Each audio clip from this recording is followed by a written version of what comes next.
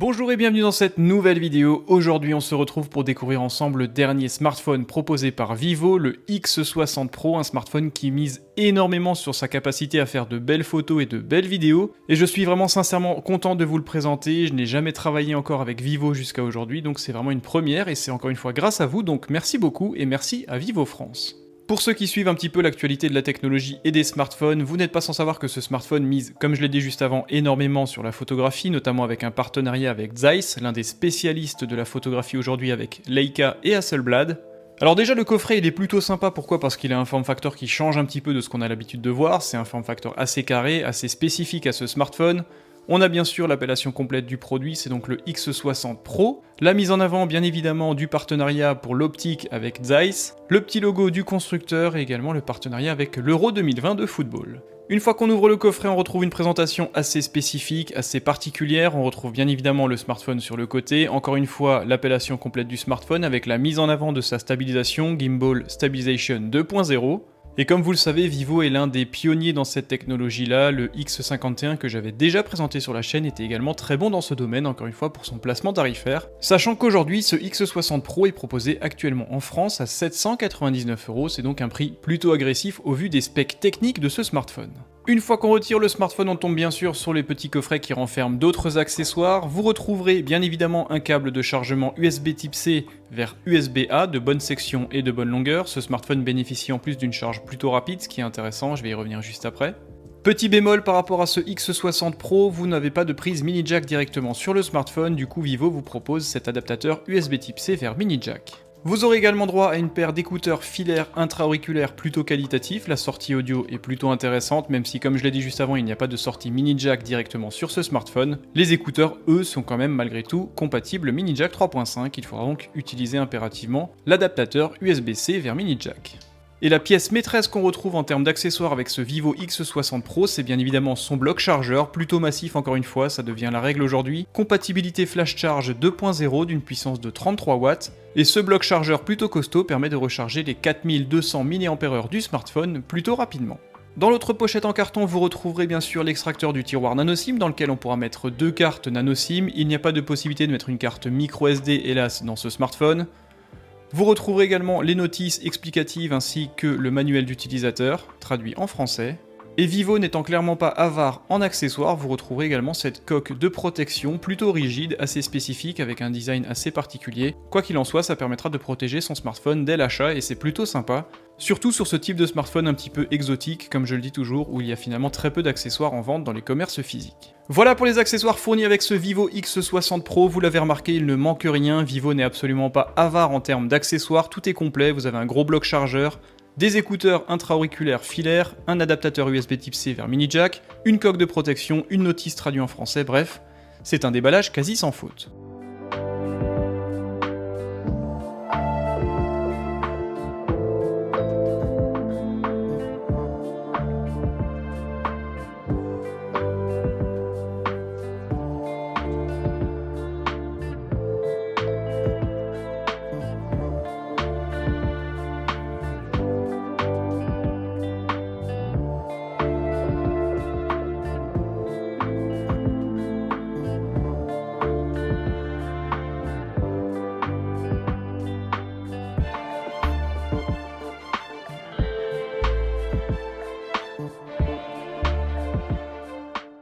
Et voici donc le superbe Vivo X60 Pro, sincèrement c'est un vrai plaisir en main, il est d'une extrême finesse, le design est vraiment réussi, c'est vraiment un smartphone qui fait qualité.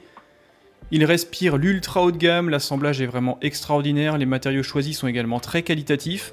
On peut bien sûr reprocher le fait que le module photo dépasse énormément de la coque, quoi qu'il en soit c'est forcément indispensable si vous souhaitez mettre des capteurs dignes de ce nom. Du coup, l'utilisation de la coque de protection fournie directement d'origine va permettre de gommer le gap entre le sommet de la coque et le sommet du module photo pour éviter que le smartphone soit bancal et pour éviter également d'abîmer la vitre qui protège les modules photo. Encore une fois, merci à Vivo de nous fournir des accessoires d'origine, ça se fait de plus en plus rare. Au dos du smartphone, on retrouve donc cette belle coque avec un effet satiné mat comme ça qui est vraiment très réussi. Si vous êtes comme moi allergique aux traces de doigts, ce smartphone est clairement fait pour vous, c'est un réel plaisir tant au niveau du toucher que de sa capacité à rester propre.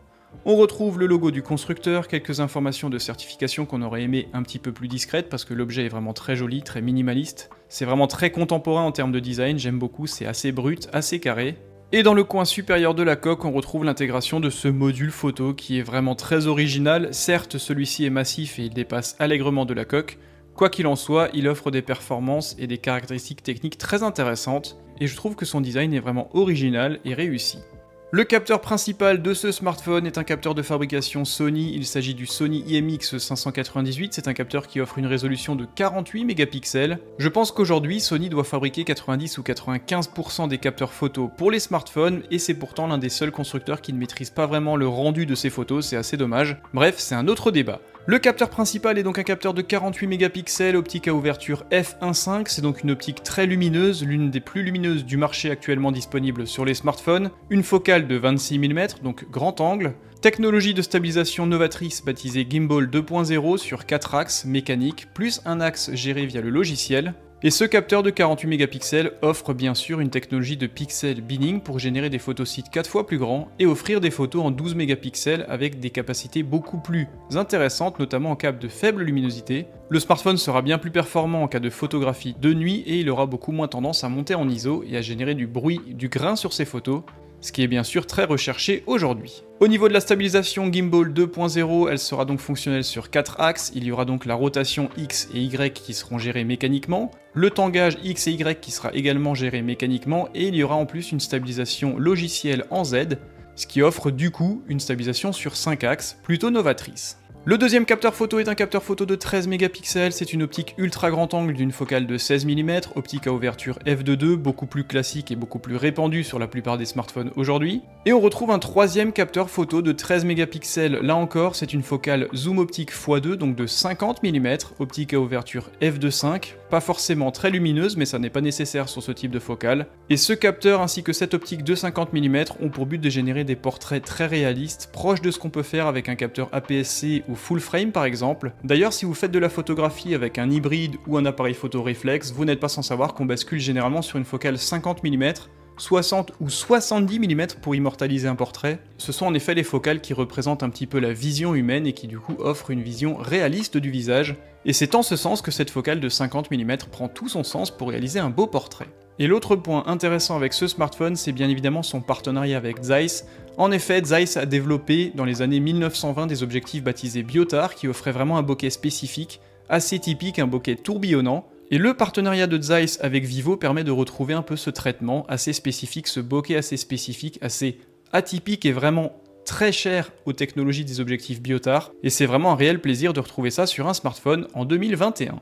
Sinon, au niveau des autres possibilités, bien sûr, de ce smartphone en photo, vous avez un zoom hybride x20, vous avez une technologie HDR, vous pouvez également faire des photographies macro, vous avez un mode de longue exposition pour faire des photos de nuit, un mode vision nuit 2.0, bref, c'est vraiment un smartphone qui est complètement au goût du jour et très performant et polyvalent en photographie. Au niveau de la captation vidéo, c'est digne d'un smartphone ultra haut de gamme, il peut bien sûr filmer en 4K à 60 images secondes, par contre il n'y aura pas de stabilisation dans cette résolution. Il faudra basculer sur du 4K à 30 images secondes pour bénéficier vraiment d'une bonne stabilisation, celle-ci est vraiment intéressante. Et pour ce qui est du capteur frontal, il s'agit là d'un capteur frontal de 32 mégapixels, optique encore une fois grand angle de 26 mm, ouverture f2.5, et ce capteur frontal sera malheureusement limité à du 1080p 30 images par seconde en vidéo. Sur la tranche du smartphone qui est vraiment très jolie, bien biseautée, en aluminium, on retrouve bien sûr les boutons de contrôle volume plus et moins, on retrouve également le bouton de démarrage. Sur la tranche inférieure, on retrouvera une grille pour le haut-parleur, il n'y a hélas qu'un seul haut-parleur sur ce smartphone. Connexion USB type C 2.0, microphone extérieur plus tiroir nano SIM dans lequel on pourra mettre 2 cartes nano SIM. Pas de port micro SD sur ce smartphone. Sur la tranche opposée, il n'y a absolument rien, ni bouton, ni interaction, c'est très minimaliste et très réussi. Et sur la tranche supérieure, qui est encore une fois très réussie, on voit simplement la mise en avant encore une fois des performances professionnelles en photographie pour ce smartphone. Et on voit encore une fois un microphone extérieur. Au niveau de la face avant de ce smartphone, on retrouve bien évidemment la pièce maîtresse, un bel écran de 6,56 pouces, technologie AMOLED, définition Full HD+, c'est donc du 2376 par 1080 pixels, ce qui vous offre une densité de 400 pixels par pouce, une finesse d'affichage tout à fait acceptable. Point fort, cet écran offre un taux de rafraîchissement à 120 Hz, une belle technologie AMOLED compatible HDR10+, on pourra même afficher des contenus HDR sur Netflix. Vous retrouverez également directement un lecteur d'empreintes intégré dans la dalle AMOLED, Et quant à sa résistance, on voit qu'il y a un film de protection directement posé en usine, et cet écran serait également protégé via du Gorilla Glass de niveau 6 sur la face avant comme sur la face arrière. C'est une information que j'ai trouvée sur divers sites spécialisés, quoi qu'il en soit je ne l'ai pas trouvée sur le site officiel de Vivo.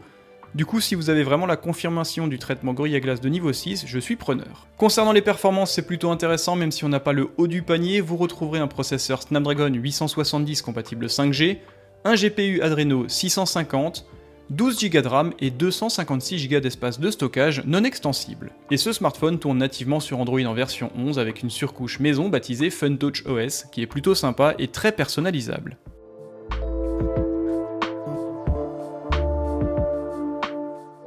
Le démarrage du smartphone est vraiment très rapide, c'est très véloce, ça se programme très bien, c'est un réel plaisir en termes de configuration. Une fois qu'on a démarré le smartphone, on tombe bien sûr sur ce bel écran et on se rend compte de sa qualité, bien sûr, technologie AMOLED, donc des contrastes infinis, de très belles couleurs. Le taux d'occupation de la face avant est absolument extraordinaire, je trouve, c'est l'un des smartphones avec la meilleure optimisation que j'ai pu tester ces derniers mois. Le menton est vraiment réduit à son strict minimum, l'aspect 2,5D rend encore l'écran beaucoup plus immersif. Le poinçon qui renferme le capteur frontal est vraiment très discret. Et pour une dalle de 6,56 pouces, le smartphone offre vraiment une très bonne ergonomie. Celui-ci est en plus plutôt fin, 7,6 mm et ne pèse que 177 grammes, avec une excellente répartition, bref c'est vraiment un plaisir d'utilisation, même si bien sûr, 6,4 pouces est pour moi actuellement le maximum en termes de préhension et d'ergonomie.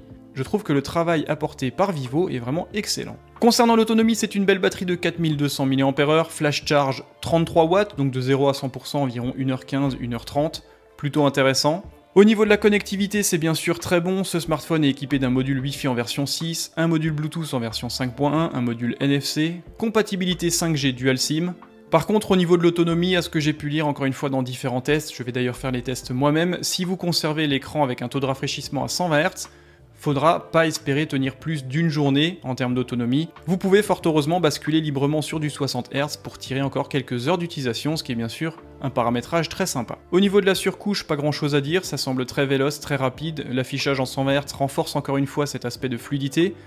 Cette surcouche baptisée FunTouch OS, je ne la maîtrise pas et je ne la connais pas plus que ça, quoi qu'il en soit, ça semble être plutôt sympa et assez proche de ce que peut proposer aujourd'hui Oppo ou Realme par exemple. Et enfin, au niveau des petits bémols et des absences sur ce smartphone, on peut noter qu'il n'y a pas de port microSD, pas d'étanchéité IP68, il faut théoriquement se limiter à du IP52, encore une fois c'est à confirmer, pas de charge sans fil, pas de prise mini jack et hélas, il n'y a pas de double haut-parleur placé en façade.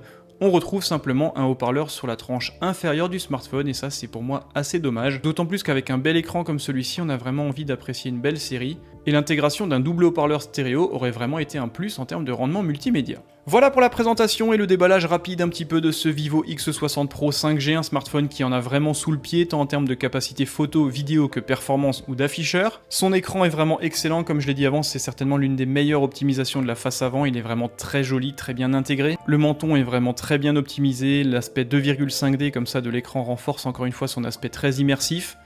Le poinçon est également très discret, bref c'est vraiment une excellente réalisation. Au niveau du design on ne peut rien critiquer quasiment sur ce smartphone, il est vraiment très joli.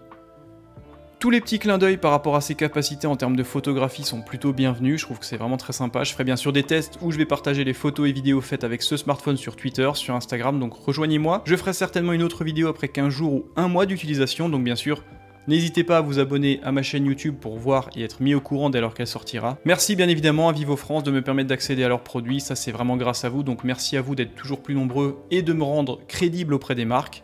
On se retrouve très bientôt, prenez soin de vous, bye bye.